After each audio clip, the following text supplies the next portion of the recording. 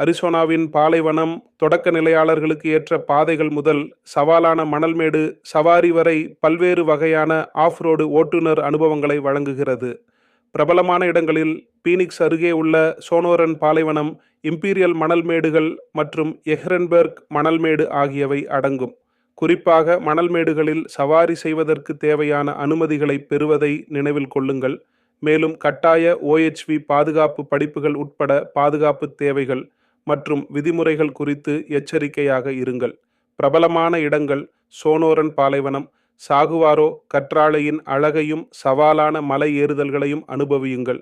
Imperial மணல் மேடுகள் அவற்றின் பிரம்மாண்டமான மணல் மேடுகளுக்கு பெயர் பெற்றது மற்றும் ஸ்டார் வார்ஸ் திரைப்படங்களில் இடம்பெற்றது.